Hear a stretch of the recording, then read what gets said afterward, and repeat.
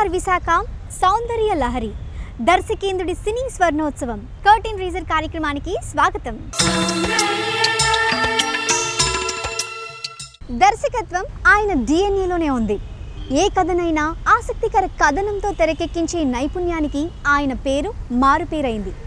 అలాంటి దర్శకేంద్రుడికి రాఘవేంద్రరావు గారి చలనచిత్ర జీవిత స్వర్ణోత్సవం అంగరంగ వైభవంగా అద్భుతమైన వేడుకగా జరగబోతోంది. ఆ వేడుకకి వేదికే సిఎంఆర్ విశాఖ సౌందర్య లహరి.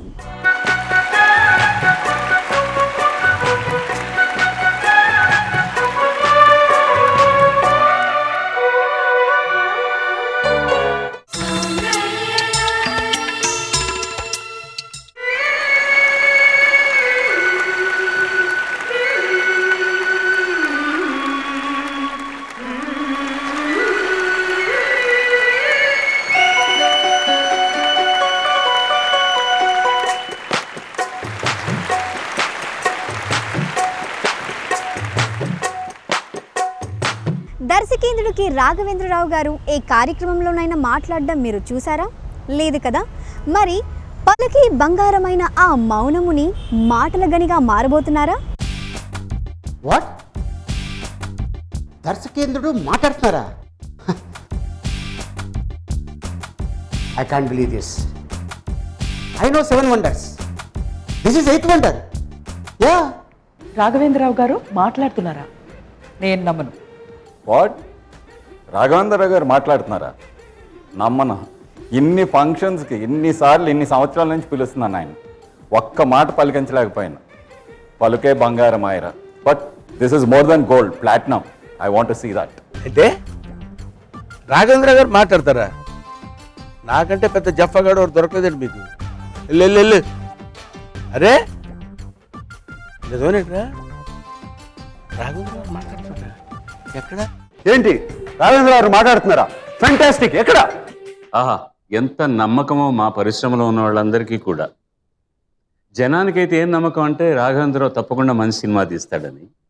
మా పరిశ్రమలో ఉన్న వాళ్ళందరికీ నమ్మకం ఏంటంటే అతను ఎప్పుడు మాట్లాడనని. మొదటి నమ్మకాన్ని వమ్ము చేయలేదు, రెండో నమ్మకాన్ని మాత్రం వమ్ము చేయబోతున్నాడు. రాఘవేంద్రరావు తప్పకుండా మాట్లాడతాడు.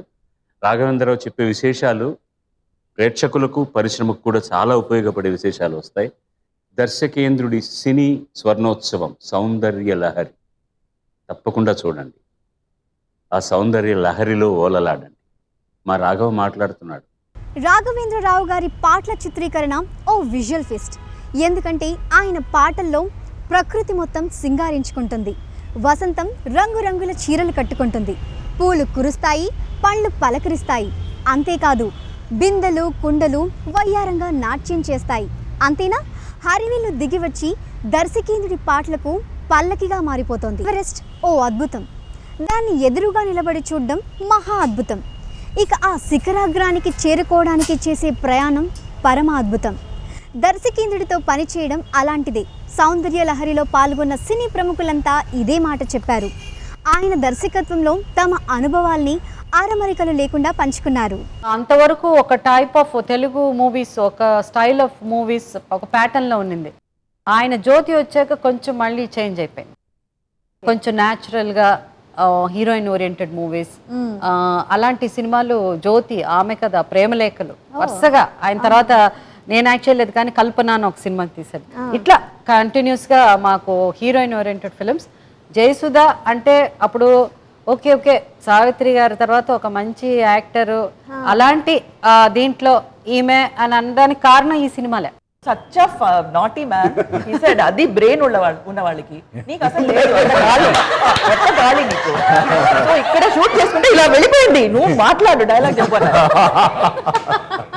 వీళ్ళు అక్కడ మేమిద్దరం బాబోయ్ వీళ్ళిద్దరు చంపేసుకుంటారు అంకల్, మనకి ఇంకా 4 రోజులు షూటింగ్ ఉంది. Chemistry between us was very fireworks only was happening. మేము చాలా సినిమాలు చేసాము together. I feel Ram Das is one of the best combination of మా ఇద్దరు కాంబినేషన్. నేను మనం చేసినా కూడా this is the best combination మా ఇద్దరు. దాని ముందు అగ్నిపుత్రుడు చేసాం, కలెక్టర్ గారు అబ్బాయి చేసాం, చాలా సినిమాలు చేసాం. బట్ దిస్ గురు శిష్యుడు combination and that high and also ఆయన డైరెక్టర్ గారు దాంట్లో ఎంత బాగా దాన్ని కన్సీవ్ చేశారంటే వీళ్ళు అవుట్ సైడ్లో నిజంగా ఫాదర్ అండ్ సన్ అనేది అనిపిదండి సినిమా చూసినప్పుడు. That is the most important, very difficult. CMR Visakha Soundarya Lahari అనేక విభాగాల సమాహారం. ఇందులోని ప్రతి సెగ్మెంట్ ఓ ప్రత్యేకతను కలిగి ఉంటుంది. వీటిలో తెర వెనుక కథలుంటాయి, తెలియని కథలుంటాయి, తెలుసుకోదగ్గ అంశాలు చాలా ఉంటాయి. శ్రీదేవి డ్రెస్ అంతా స్కిన్ కలర్ ఇది అంతా ఉండేది. ఆయన బురదలో నడిస్తే ఆవిడకి ఇది అవుతుంది. హీరో శోభన్ బాబు గారు మోస్తాడేమోనంటే ఆయన నేను అదే మోసే పని లేదండి అన్నాడు. సరే ఎవరు మోస్తారు ఎవరైనా ఇంకేముందో బాధ్యత ప్రొడ్యూసరే కదా. సరే శ్రీదేవిని అట్లాగే ఎత్తుకొని రోజు అక్కడ తీసుకుపోవటం అక్కడ దించటం.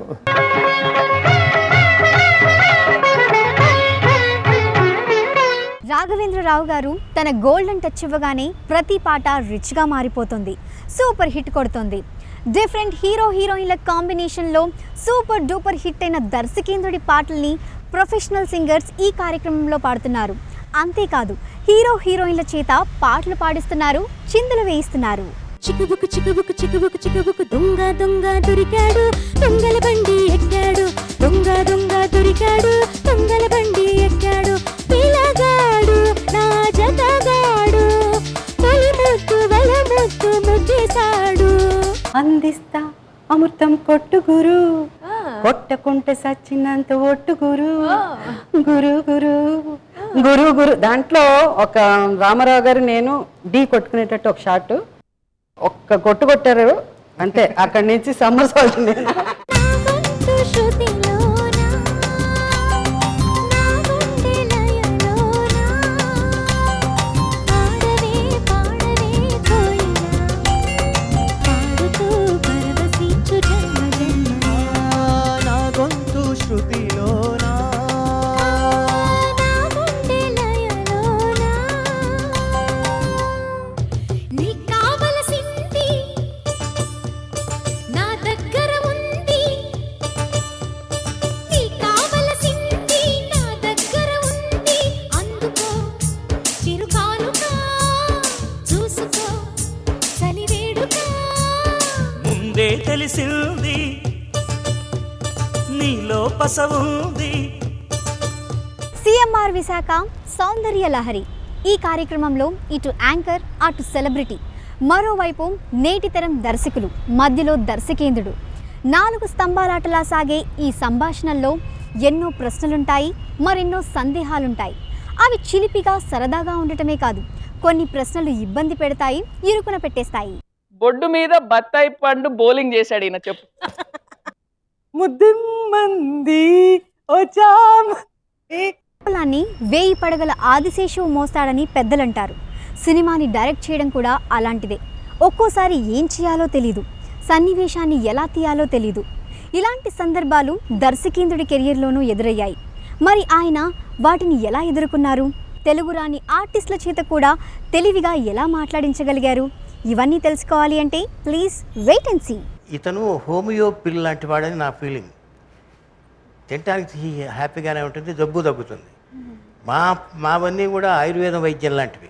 తినడానికి కష్టమే, పచ్చిమూ కష్టమే, వాళ్ళు యాక్ట్ చేయడానికి వాళ్ళు ఇబ్బంది పడతారు, ఆడవాళ్ళు కానీ మగవాళ్ళు కానీ. ఇతరులు అట్ట కాదు. నీలాంటి మహానుభావుడు ఎన్ని సాక్రిఫైసెస్ చేస్తే ఈ స్థాయికి వస్తారు అన్నది. తర్వాత సినిమా మేకింగ్లో ఒక చాలా అందంగా చూసేసేసి పళ్ళు దొల్లించేశాడు రాఘవ, అది చేశాడు ఇది చేశాడు అంటాడు. అసలు కాన్సెప్ట్ అనేది ఏంటి? నువ్వు ముందు అసలు ఆ పాట అనుకోవడానికి ముందర నీ మేధో మదనం ఏంటి? పాట రికార్డ్ చేసుకోవడానికి ముందర మ్యూజిక్ డైరెక్టర్తో నీకు ఆర్కెస్ట్రేషన్ గురించి, బ్యాక్గ్రౌండ్ స్కోర్ గురించి నువ్వు పడే యాతన ఏంటి? ఇవి 2-3 నేను చెప్తున్నాను. అలా కాకుండా ట్రాలీ తోయడం దగ్గర నుంచి, లైట్లు అరేంజ్ చేయించుకోవడం దగ్గర నుంచి, ఒక సామాన్యుణ్ణి అందగాడుగా చూపించడం వరకు, ఒక సామాన్యమైన యువతిని కలల రాణిగా చేసేంత వరకు నీలాంటి దర్శకుడు ముఖ్యంగా, ఎందుకంటే చాలా పరిపూర్ణమైన ఒక పెద్ద రేంజ్ ఉన్నటువంటి డైరెక్టర్ నువ్వు.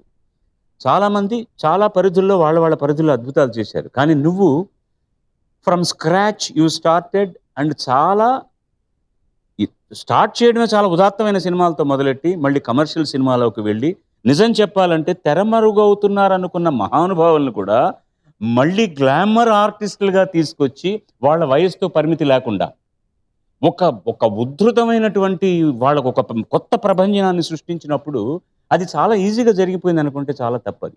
కాబట్టి నువ్వు చెప్పేది మాత్రం టెక్స్ట్ బుక్ లాగా చాలా మందికి ఉపయోగపడుతుంది. ఎవరన్నా రికార్డ్ చేసుకున్న తర్వాత దాన్ని పుస్తకం చేసి దాన్ని సిద్ధాంత గ్రంథంగా చేస్తే 36 లక్షల డాక్టరేట్లు వస్తాయని కూడా నేను చెప్పగలను. హీరోయిన్స్ ఉన్న మధ్యలో ఉన్న ప్రాబ్లమ్స్ ఎలా హ్యాండిల్ చేసేవారు మీరు? దేవతతో మొదలెడదాం సార్. దేవతతో మొదలెడదాం సార్, చెప్పండి సార్. దాంట్లో శ్రీదేవి గారు జయప్రద గారు మాట్లాడుకోరట, మీరు ఎలా హ్యాండిల్ చేశారు? దర్శకేంద్రుడితో తమకున్న అనుబంధాన్ని, ఆప్యాయతను ఆయన హీరోలు, హీరోయిన్లు, నిర్మాతలు, సాంకేతిక నిపుణులు ఎలా షేర్ చేసుకున్నారు, ఏమేం విశేషాలు చెప్పారు? ఎన్టీ రామారావు గారితో మన నాయకుడితో 12 సినిమాలు తీశారు. ఒకసారి తలుచుకుంటే ఆణిముత్యాలు, మళ్ళా తీలేరు, రాబోయే చరిత్రలో కూడా మళ్ళా ఎన్టీ రామారావు గారు లాంటి ఒక యాక్టర్ పుట్టడు, రాఘవేంద్రరావు గారు లాంటి డైరెక్టర్ మళ్ళీ డైరెక్ట్ చేసే అవకాశం దొరకదు.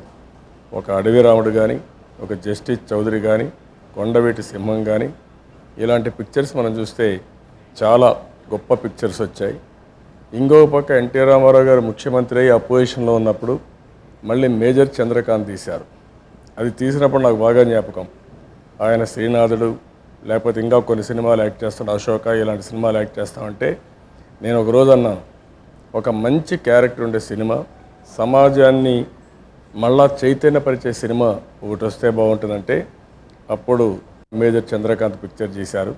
ఆ పిక్చర్ తీసిన తర్వాత ఎన్టీ రామారావు గారు మళ్ళీ ముఖ్యమంత్రిగా ప్రమాణ స్వీకారం చేశారు. అది నాకు బాగా గుర్తుంది.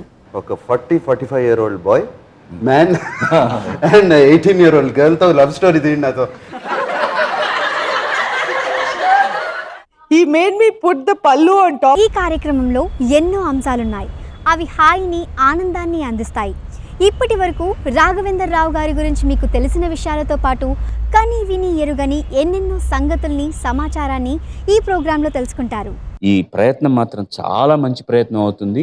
అండ్ ఇదేదో టెటేలాగా మీరు అమ్మాయికి అడ్రస్ ఎందుకు వేశారండి, ఈ హీరోకి ఈ మీసం ఎందుకు పెట్టారన్నది కాకుండా ఇది నిజంగా నేను మొదటే చెప్పినట్టుగా ఒక అద్భుతమైన సిద్ధాంత గ్రంథం అవుతుంది.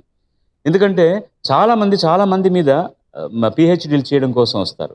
నీ దగ్గరికి వచ్చినప్పుడు నువ్వు మాట్లాడవు వాళ్ళతో, చాలా మందితో మాట్లాడవు, దొరకడం కూడా కష్టం. ఇది డెఫినెట్గా కనుక రికార్డ్ చేసి పెట్టుకుంటే నీ కెరీర్కు సంబంధించి, సినిమాకు సంబంధించిన ఎన్నో ప్రశ్నలకు సమాధానం ఇందులో జరుగుతుంది. చాలా అద్భుతమైన ప్రయత్నం.